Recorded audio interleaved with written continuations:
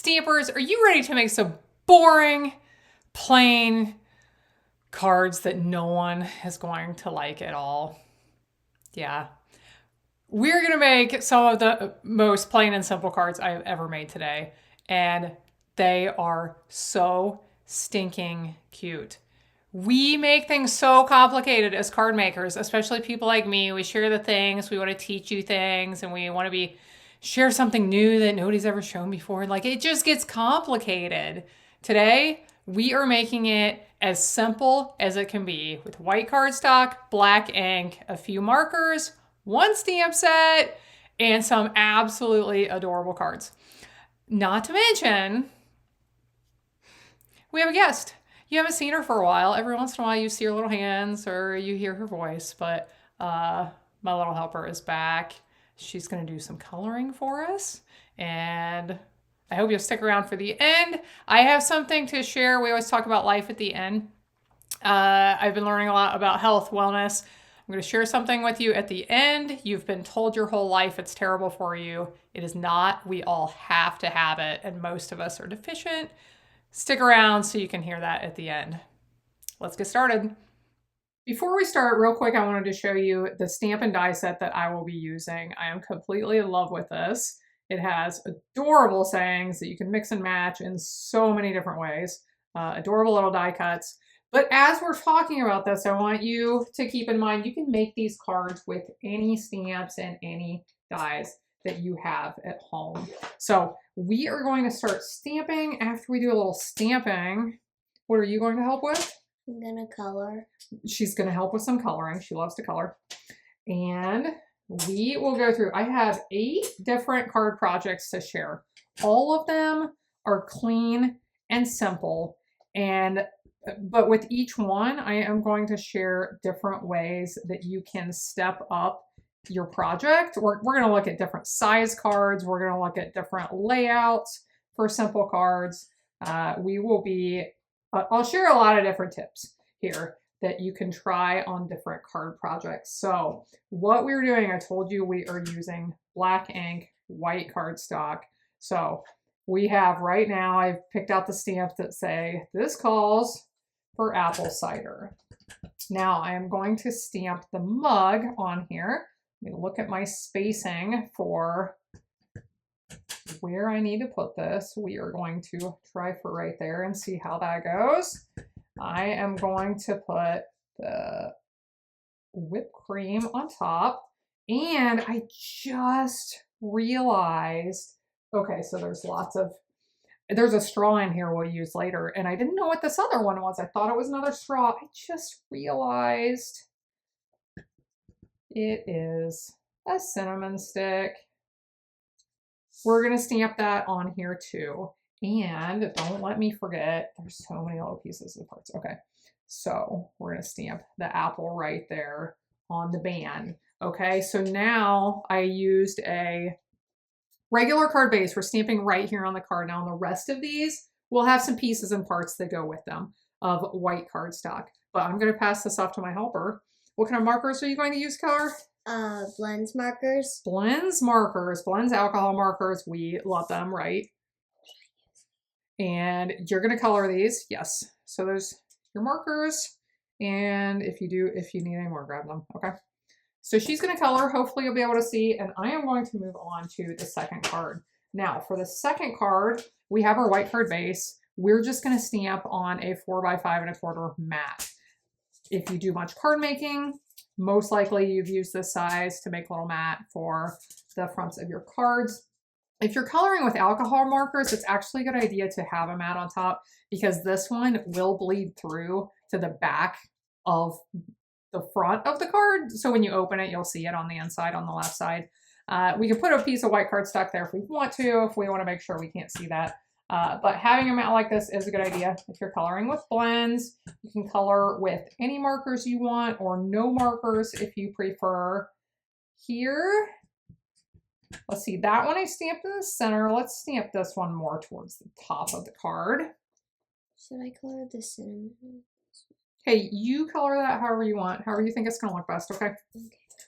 Okay, so here we have Grateful It's Finally And I could have chosen all the things. There's so many different stamps. But I decided to go with pumpkin pie spice. Grateful it's finally pumpkin pie spice season.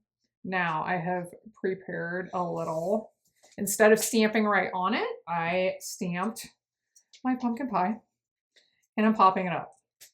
So obviously I'm demonstrating this with this More Than Autumn set, but you could think about this. You could have a nice little greeting and pop up a flower or a balloon for a birthday or whatever it is. So here is card number 2.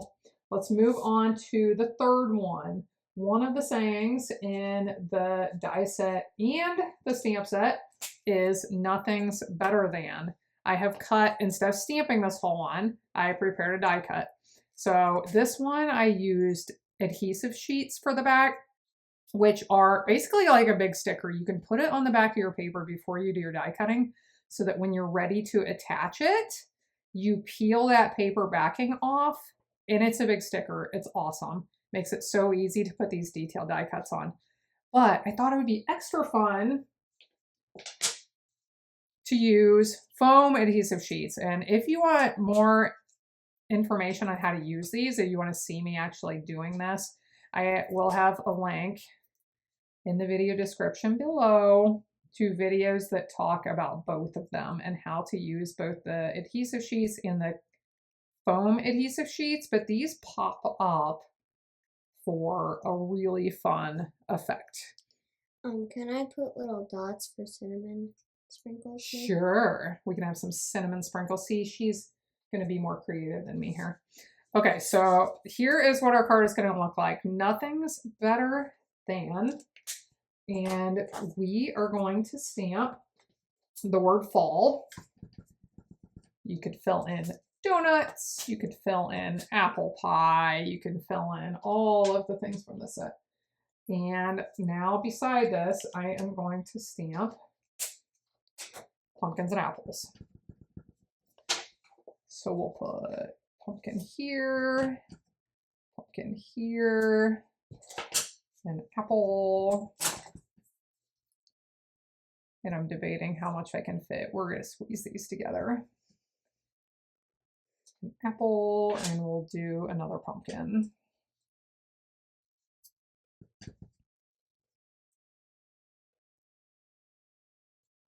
So I will, oh, wait, there's one more. There's more, but wait, there's more. Okay.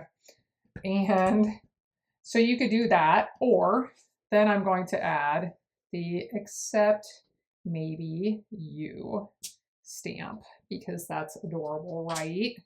So can I pass this one? Are you done with this one?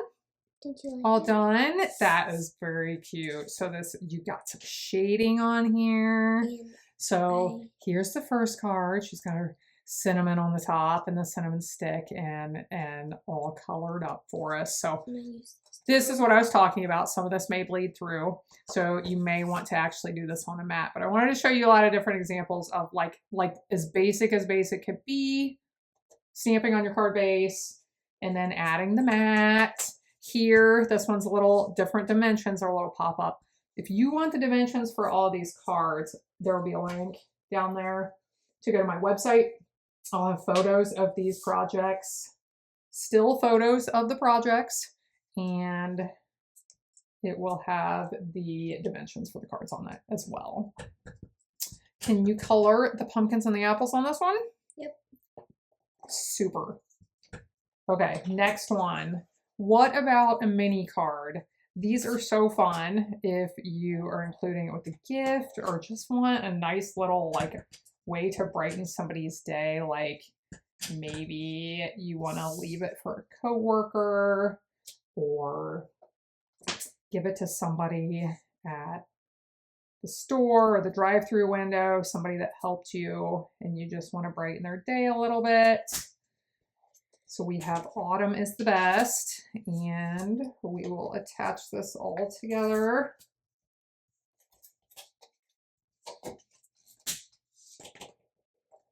So in my first one that I used the mat for the front, I had a wider border around the edge of the card. This one I have a real narrow border. So if you want to pull up those dimensions, you can try this out. Let's move on to the next one since you're still coloring.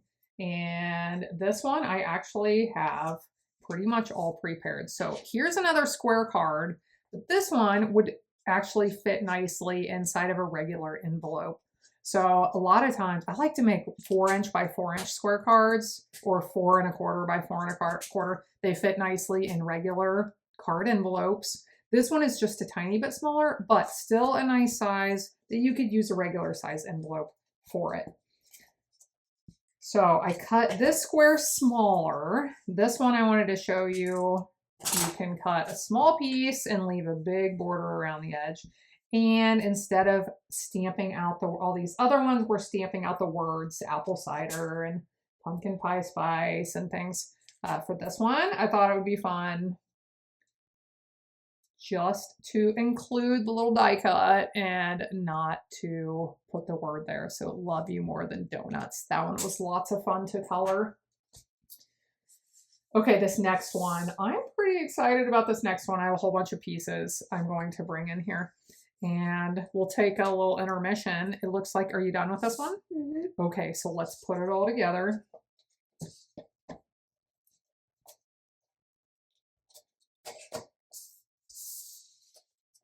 Nothing's better than fall except maybe you.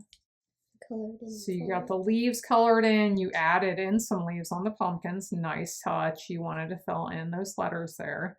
And very good. So we'll set this one over here with the rest. Now let's get to this one. And there's a few extra things I wanted to mention as we do this one. So on this one, there's stamps in the set that say you are the blank to my, and then you can fill in all the things. So I decided to put you are the peppermint to my hot cocoa. And I already created, there are so many fun pieces in this die set. So I created this, the bottom and the top are separate, and then the straw and the candy cane. So we will attach this. And then we're going to add the words hot cocoa. Now, when I prepared these, I used those adhesive sheets so that I could just pull that off the back and put it on because I don't really want to glue this little tiny piece.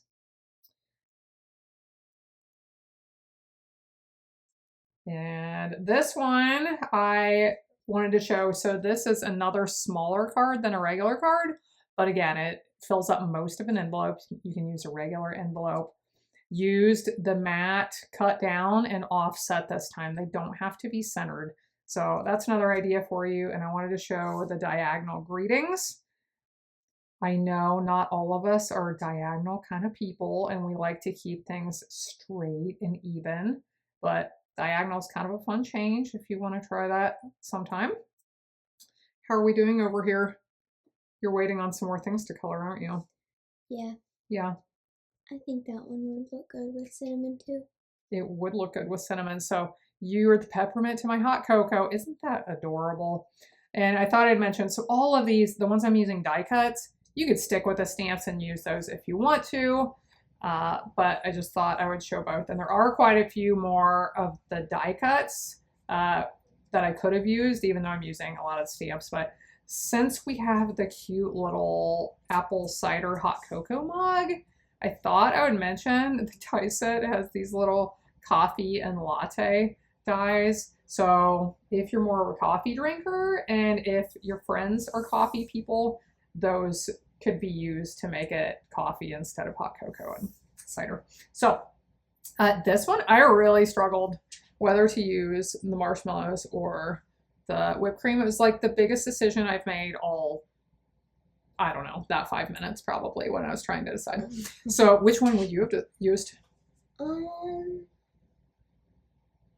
Probably the whipped cream because that looks more filling. I use like it just fills the space up. Yeah, better. that's why I used it, just because it was bigger. I So- love the marshmallows, but I decided to go with the whipped cream.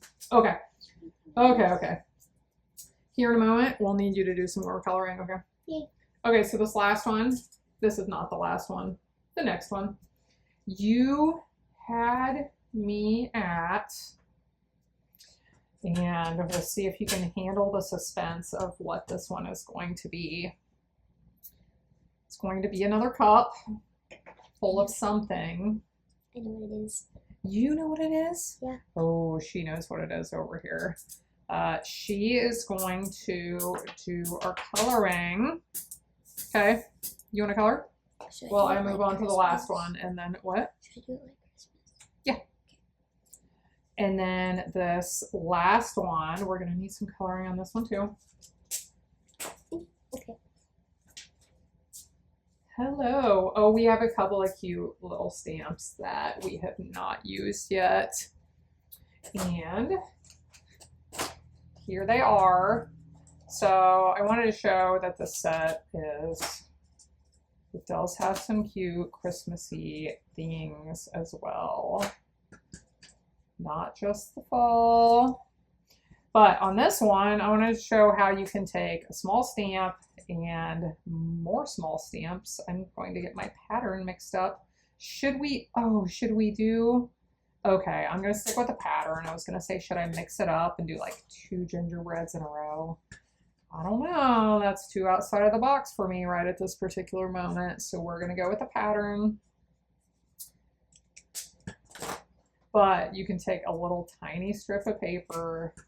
This one is 3/4 of an inch wide.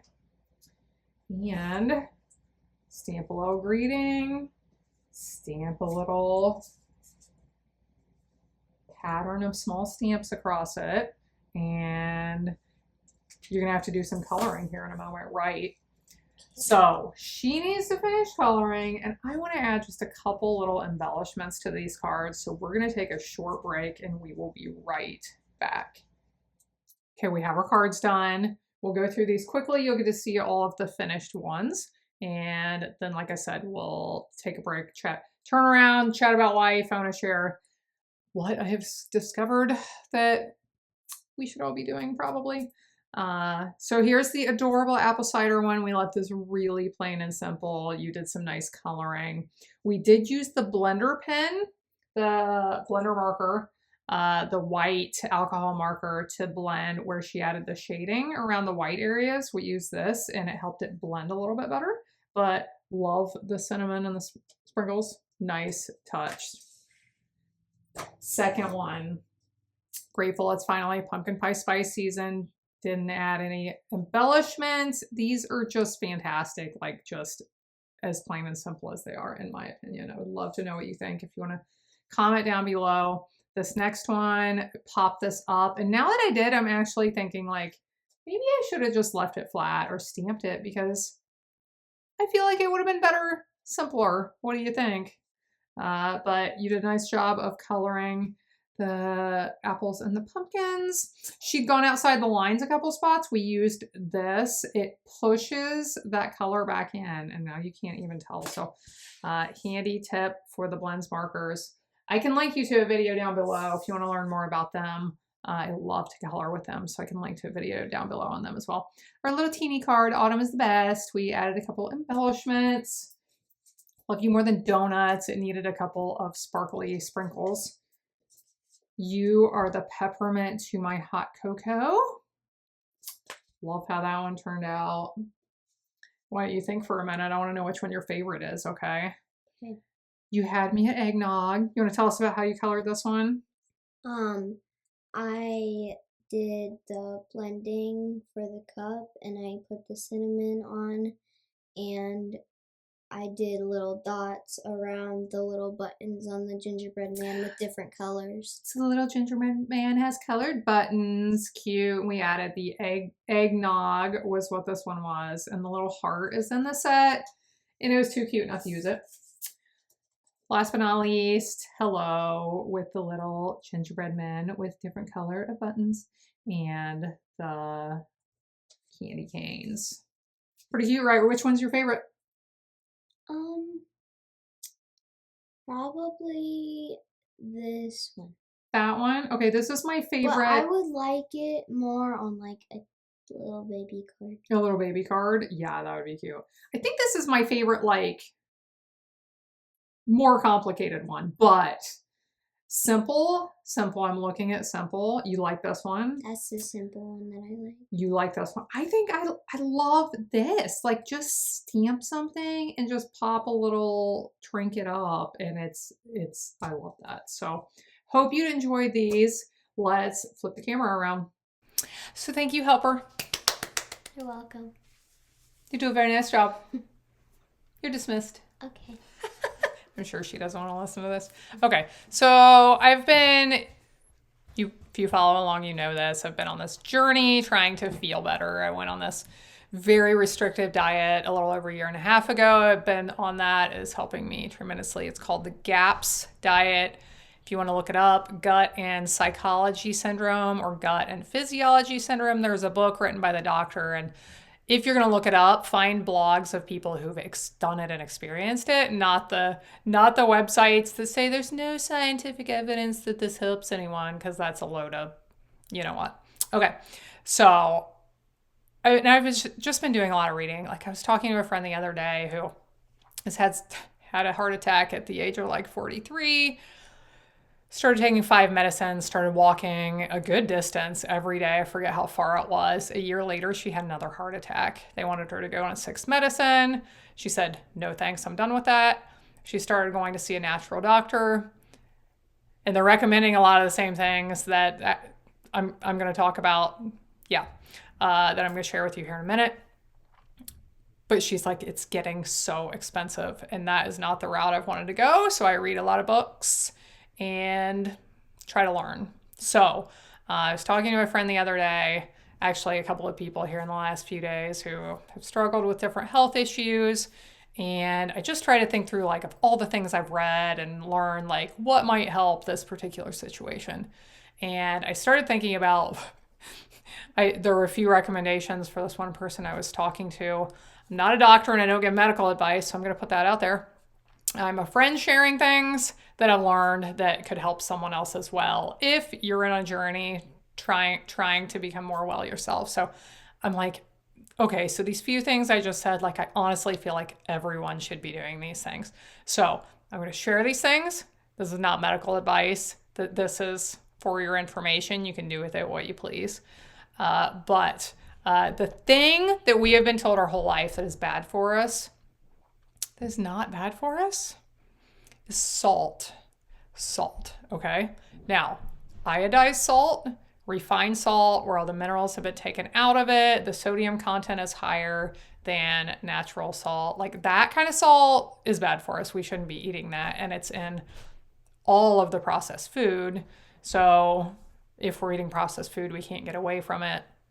But that's bad for us. But salt is essential to our bodies. Every cell in our body needs it to function. And there are doctors, wait for this fun fact. Are you ready? Doctors treating high blood pressure and lots of other conditions with salt. Salt. I'm not kidding. So I'll give you a little bit more information and a couple of book references here in a second. But the general recommendation I see in different places, different doctors with different specialties, is a half a teaspoon of natural salt. There's a couple of brands I'll mention here in a second. Natural salt per day. The way I take it, I mix it with a small amount of water, and then I drink a large glass of water after that. That's the recommendation from one of the books that I'll mention here. The brands that are recommended, Celtic sea salt is the most highly recommended one that I've seen anywhere. It is loaded with minerals. Many of us are mineral deficient. And what do deficiencies lead to? Health problems. When we go to the doctor, do they always test you for deficiencies of vitamins and minerals? A lot of times they're not. And a lot of times that's what's wrong with us. Simple fixes if we knew what they were. So these salts that I'm recommending are loaded with minerals that our bodies desperately need. And I'm not a scientist, but my general understanding is when our bodies get the salt with the mineral content intact, it can go into the cells and do what it's supposed to. And when the minerals are all removed, that it doesn't work the same way. And that seems more foreign to our bodies, and they don't like it quite as much. So, okay, I get distracted. And so where am I? So Celtic sea salt, another one that is recommended by the doctor who leads the diet plan that I'm on, is Baja Gold, BAJA, Baja Gold. Redmond's Real Salt is recommended also by the doctor who wrote the salt book that I'll mention. Okay, so let's talk about a couple of things here quick. The other things that probably almost everyone should be doing, drinking more water. I talked about this recently. This doctor got put in jail. The other people there start asking them about their health problems, and he's like, well, I don't have anything to treat you with. Like, here, drink some water. Here, drink some water. Well, their health problems, all kinds of health problems, started going away because they drank more water. So in addition to drinking more water, he recommends people should be taking half a teaspoon of salt per day. I'll mention this. This is the salt book, Salt Your Way to Health. What? Why isn't my doctor telling me about this? And we all have different opinions. And does it mean that this doctor is right? No, it doesn't mean that he's right. I'm seeing this a lot of places. And he runs a holistic practice somewhere in Michigan. And he started questioning all the things he'd been taught in medical school when they weren't working. And then he started exploring ideas and options and learning other things and trying them with his patients. And he has seen salt help lots and lots of people. So he talks about them a lot in this book, Salt Your Way to Health by David Brownstein. So that's more about the salt. And then, so the third thing that most people are deficient in and our bodies are desperately craving is iodine. I've talked about iodine before. Iodine is, just by starting to take iodine, a lot of people have healed lots of medical conditions. This is a fantastic book, The Iodine Crisis. She talks about breast cancer and lots of other things. But the salt, the half a teaspoon of salt per day, if you are taking iodine, you must be taking the salt as well. So it's here that they talk about it also. Different person, different situation, different information.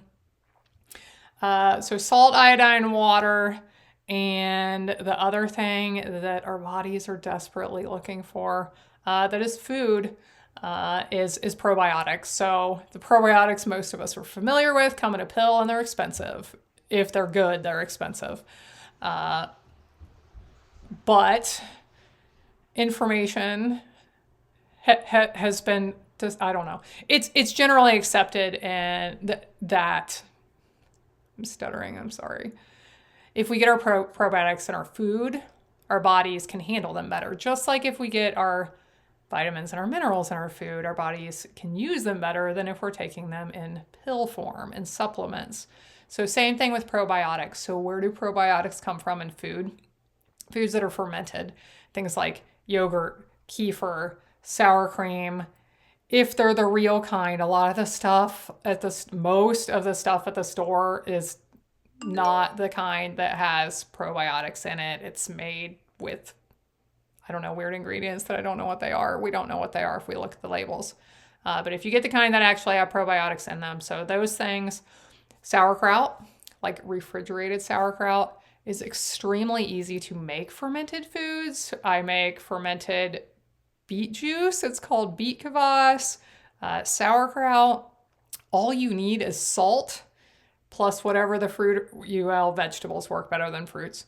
Salt plus a vegetable, and sometimes you have to add water. With sauerkraut, you don't. The cabbage makes the juice itself, but leave it on the counter, put it in a jar, cover.